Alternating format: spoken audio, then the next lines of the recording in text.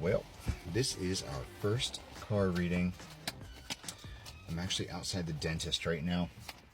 I took some of the collective advice that I've seen recently. My sister convinced me to go to the dentist for the first time since I was 16. I'm 33. It's been like 15 years or something. Ooh, Nephilim. This is the Nephilim Oracle card.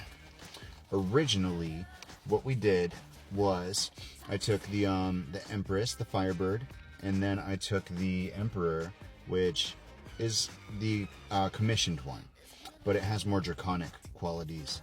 And the Firebird would represent they both kind of represent the balance between light and dark, but then I combined them in order to create basically a child, something that was like a hybrid of the two of them, and it turned out to be the Lovers card.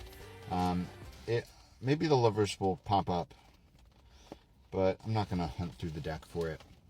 But the Lovers card is basically like this person, this gender neutral entity, but as a child with qualities of both of the parents. And then this is like the grown-up version of the Lovers card. But the Nephilim is supposed to represent the balance between not only light and dark, but masculine and feminine. The four corners. And that's kind of what this card turned into. It represents alignment in every way. So I guess that's where we're starting. This is a reading about alignment. What else, Spirit? Since we're doing more history on the cards these days, since we're exploring the origins. Oh, right, the teeth. I don't have any cavities. She said my teeth are healthy and strong. Seven of Wands.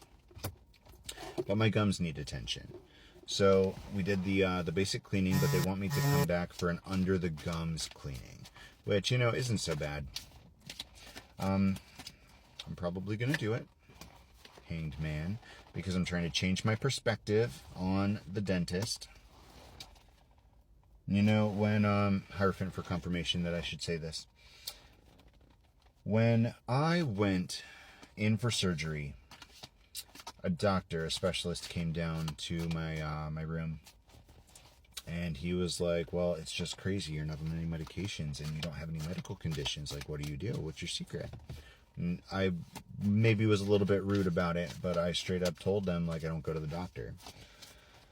It's easy not to have a shit ton of problems when you don't fall in line with the typical medicinal industry.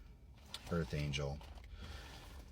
But when I told this lady, Ten of Cups, that I hadn't been to the dentist in 15 years, she looked at me like I grew a second fucking head. And you should have seen the look that she gave me when I said that I never floss. So she's got me on this new flossing regimen. We did the teeth cleaning. I'm coming back to get under the gums. But overall, my teeth are in great shape. Because I don't do the whole fluoride thing. Karmic retribution. She chalked it up to everybody's got different types of bacteria in their mouth that are good, healthy bacterias. And I got really lucky on the teeth bacteria. But my gum bacteria was a little bit lacking. So that's where we're at. But we have got the balance between dark, light, masculine, and feminine. A change in perspective. Realizing that the Ten of Cups is in this moment. Lined up with the Earth Angel card, walking in our purpose and divine justice, karmic retribution. This collective is a walking tower moment. The Fool. And this card, the New Beginning. I thought it was kind of cool when the Fool card got imbued with Emperor energy. He got that fiery hair. But then all of these black energy dragons popped up around him. And even though it's not like typical Fool imagery, he's leaping into the unknown, taking a leap of faith. And I don't know, he's got little black dragon buddies to hang out with on the way. His little familiars. It could be that this divine justice is the new beginning. Eight of Wands. Action, communication. And this guy's almost like, he reminds me of a superhero like the Flash, but with fire. And I think it was supposed to be an 88. You know, sometimes the AI would just put random letters and numbers into the images, and that 88 reminded me of a butterfly. I thought that was kind of neat. But, like, look at those obliques on him. Like, damn. Man does bicycle crunches for sure. Anyway. Page of Wands and the Wheel of Fortune. The wheel is turning. We're about to be hit with a creative burst in this new beginning. A creative use of our energy. A creative use of our movement. Turning the wheel. The wheel lines up with divine justice here. I can only line up my cards in a straight row right now because you know, card readings are harder than I thought they would be. But it seems like the Wheel of Fortune with divine justice and the Fool, Eight of Wands and the Page of Wands, creative ideas coming forth, that creative juice flowing to twist your fate. I would say this is a good time to lean into whatever creative pursuits you're after, even if it seems off the wall, off the cuff, strange, abnormal, outside of your comfort zone, especially if it's outside of your comfort zone. I think it's time to take advantage of those moments. Knight of Wands, everything you do, do it with passion. You know, it is totally in your power to bring magic to your regular moments. Five of Cups is a mentality. That lack mindset, feeling like you don't have the motivation to do something, or feeling like you just don't have the creative juice, feeling like you've got too much going on with the Ten of Wands. The Owl. The Horned Owl, one of my favorite oracle cards here. I know I say that about a lot of them, but like this one really is. It's been a synchronicity since one of the earlier Uncle Bronze readings.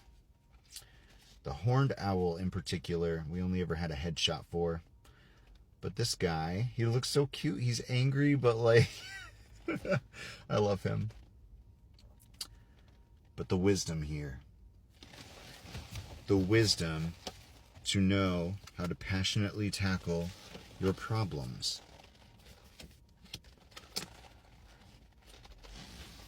Harnessing that energy in order to take yourself through those burdens.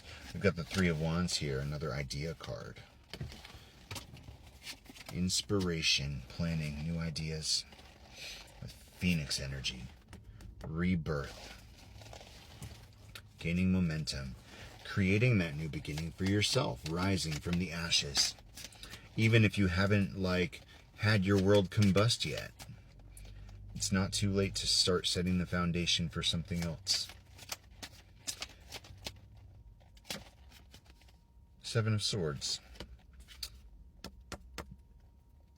It's not always sneaky to have a plan. This guy showed up in our first part that got rejected, and I think that Spirit wanted me to put emphasis on the fact that this guy looks like he's just had a realization. It might be a plot, a plan, a scheme, but he has had an epiphany about how his energy is utilized. It goes straight up. Man's doesn't even have feet. The sun. The sun and the moon popping out together. How interesting. Actually, I'm not sure that we've seen them together yet. The sun was imbued with masculine energy, and then the moon was imbued with feminine energy. And they came out so different, but they're both beautiful in their own right. The sun and the moon together, optimism. Cutting through illusions, seeing happiness, silver linings maybe. Well, I hope the message was in there. Thanks for watching, guys.